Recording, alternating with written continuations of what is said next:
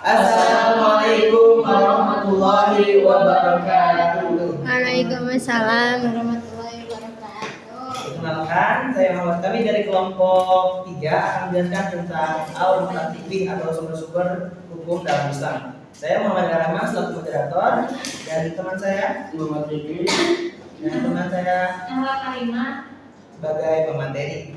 Nah, teman-teman, sebelum mulai penjelasan kali ini kita harus mengenal apa sih yang namanya al-munafiqin ini.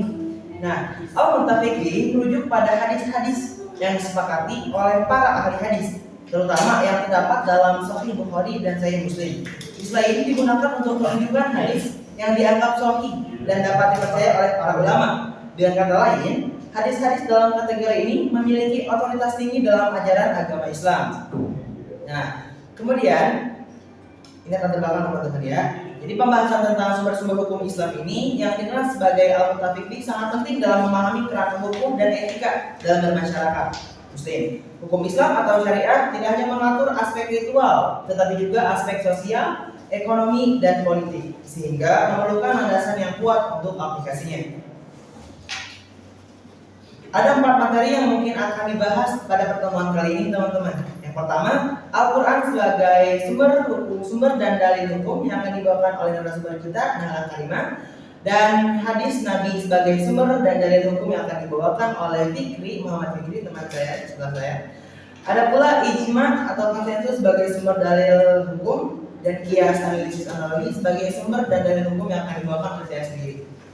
Oke, langsung saja ke pembahasan pertama, yaitu Al-Quran sebagai sumber dan dalil hukum. Kepada Ella Karimah, waktu dan tempat saya persilakan. Al-Quran adalah kitab suci bagi umat Islam yang diyakini sebagai firman Allah yang diturunkan kepada Nabi Muhammad SAW melalui malaikat Jibril. Al-Quran terdiri dari 114 surah yang dibagi menjadi ayat-ayat secara bahasa. Al-Quran berarti bacaan atau sesuatu yang dibaca berulang-ulang. Isi Al-Quran mencakup petunjuk hidup bagi umat manusia, mulai dari aspek spiritual, moral, hukum, sosial, hingga kemanusiaan. Al-Quran memiliki beberapa karakteristik unik yang membedakan dari kitab suci lainnya. Berikut adalah beberapa di antaranya: kewahyuan yang bertahap, hafalan dan pelestarian, universalitas pesan, bahasa dan keindahan sastra, mukjizat yang kekal. Al-Quran juga memiliki fungsi sebagai penjelasan dan penyempurnaan kitab-kitab sebelumnya seperti Taurat, Zabur, dan Injil. Ajaran mencakup sebuah aspek kehidupan bagi dunia maupun akhirat. Oke, dilanjut kepada teman saya, yaitu hadis Nabi sebagai sumber dan dalil hukum. Pada Fikri, waktu dan tempat dipersilakan. Hadis adalah salah satu sumber hukum dan ajaran dalam Islam selain Al-Quran. Hadis merupakan catatan, ucapan, tindakan, dan persetujuan Nabi Muhammad SAW. Berikut adalah beberapa poin penting mengenai hadis sebagai sumber Islam. Yang pertama, definisi hadis. Jadi hadis adalah segala sesuatu yang diriwayatkan oleh Nabi Muhammad, baik berupa perkataan, tindakan, atau ketetapan beliau. Dan yang kedua, kedudukan hadis. Setelah Al-Quran, hadis menjadi sumber kedua dalam menetapkan hukum dan ajaran Islam. Hadis menjelaskan dan merinci ajaran yang terdapat dalam Al-Quran. Dan yang ketiga, klasifikasi hadis. Hadis dibagi menjadi beberapa kategori seperti hadis sahih atau valid, hasan, baik, dan dhaif atau lemah, berdasarkan kualitas riwayatnya, integritas perawinya. Kemudian dari saya. Baik, terima kasih kepada Fikri. Kemudian akan saya bahas sedikit mengenai ijma atau konsensus. Jadi teman-teman, ijma adalah salah satu sumber hukum Islam yang mengacu pada konsensus atau kesepakatan para ulama mengenai suatu masalah hukum setelah masa Nabi Muhammad SAW. Ijma dianggap sebagai bukti bahwa suatu pendapat atau keputusan telah diterima secara luas dalam komunitas Muslim. Definisi ijma sendiri secara harfiah berarti konsensus atau kesepakatan dalam konteks hukum Islam yang merujuk pada persetujuan bersama di antara para ulama tentang suatu masalah tertentu. Kriterianya agar suatu ijma diakui harus memenuhi beberapa kriteria.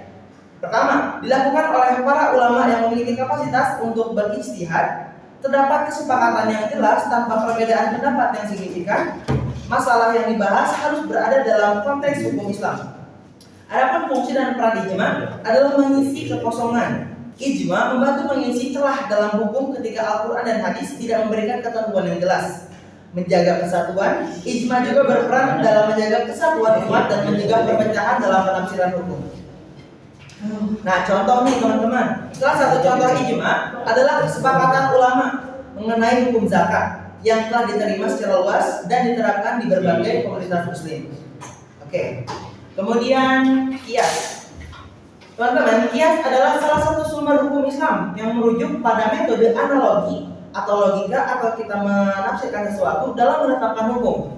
Kias digunakan untuk menarik kesimpulan hukum dari kasus yang sudah ada dengan membandingkannya dengan kasus baru yang tidak secara eksplisit diatur dalam Al-Quran atau hadis.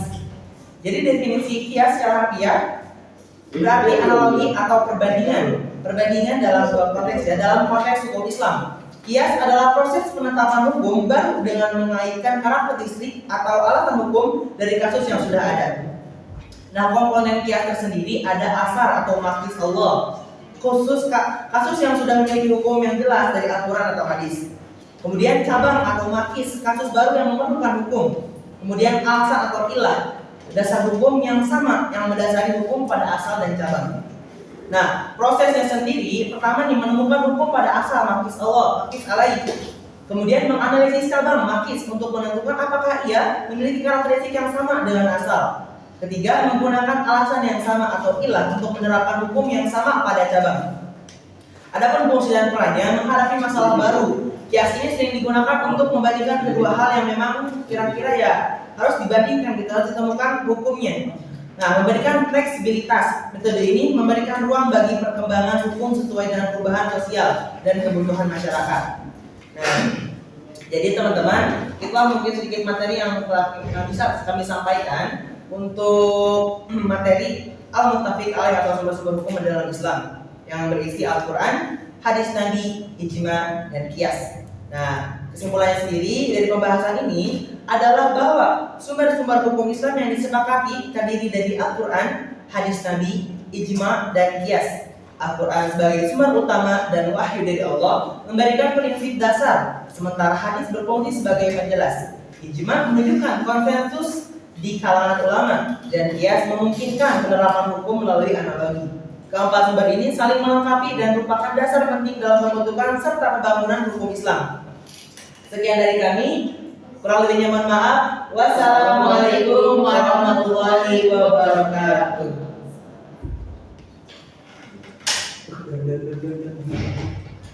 Ini kurang Ya, terima kasih. Yuk, kita udah korupsi.